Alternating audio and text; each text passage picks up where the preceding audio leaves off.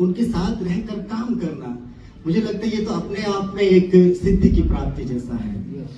तो जब हम लोग देखते हैं अटल जी के वीडियोस को देखते हैं तो हमारे तो रोंगटे खड़े हो जाते हैं कि हमारे भारत में ऐसे भी नेता पैदा हुए हैं। तो ये भारतवर्ष, हमारा जो भारतवर्ष है, इस मिट्टी में अपने आप में एक खास बात है कि समय समय पर यहाँ पर ऐसे सुपुत्र जन्म लेते हैं जो अपने कर्तव्यों से, अपने कार्यों से इस विश्व में भारत का नाम हमेशा ऊंचा करते आए हैं। बहुत पीछे नहीं जाएंगे, स्वामी विवेकानंद जिन्होंने एक पारिव्राजक सन्यासी बनकर भारतवर्ष का भ्रमण करते हुए वो शिकागो तक पहुंच गए और वहां धर्म सभा में जाकर उन्होंने भारत की गिरते हुए स्वाभिमान को उन्होंने पुनः खड़ा करके वो भारत लौटे।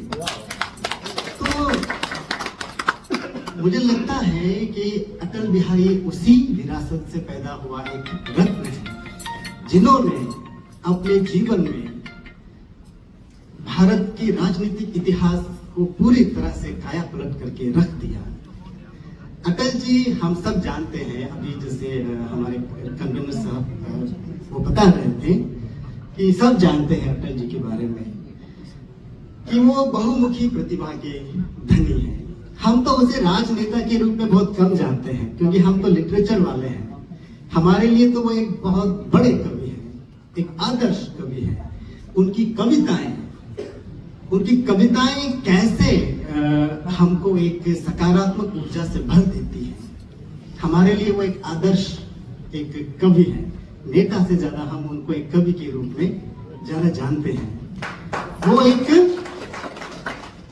बहुत बड़े पत्रकार भी थे। शायद इस बात से बहुत लोगों को जानकारी नहीं होगी कि वो बहुत बड़े पत्रकार भी हुआ करते थे।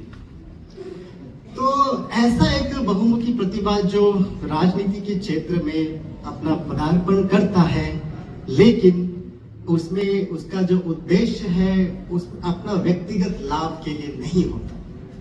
वो सिर्फ और सिर्फ भारत भूमि की सेवा के लिए राजनीति का मार्ग को अख्तियार करता है।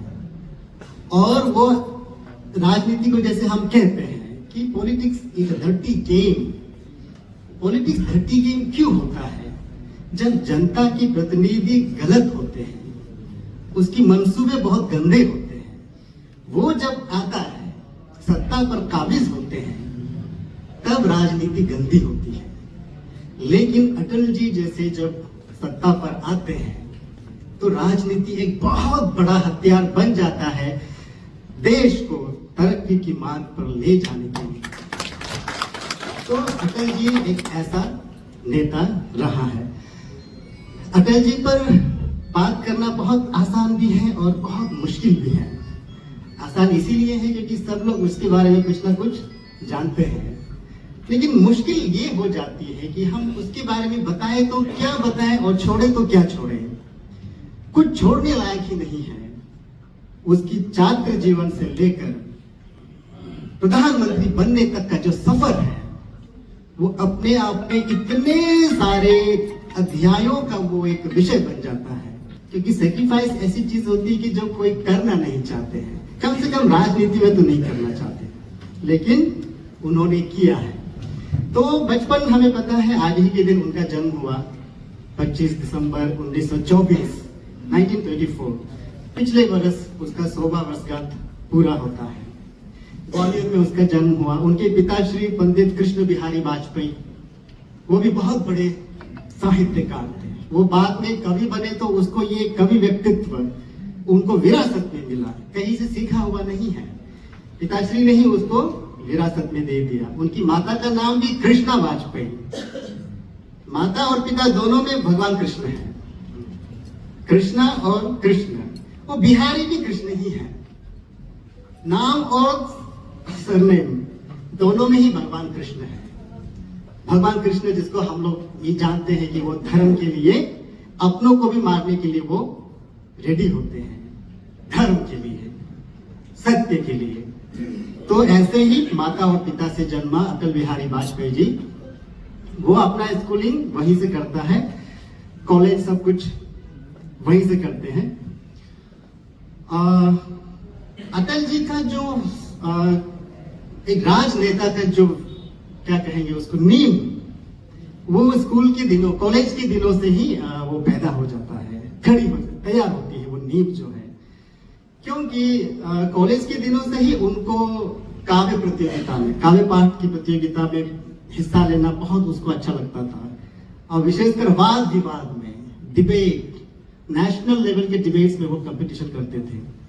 भाषण देना उसको बहुत अच्छा लगता था। तो ये सारा गुण उनके पास स्कूल कॉलेज के दिनों में ही पनपने लगा था। यानी कि उसका एक राजनेता की जो भूमिका है वो कॉलेज के दिनों से ही तैयार हो रही थी।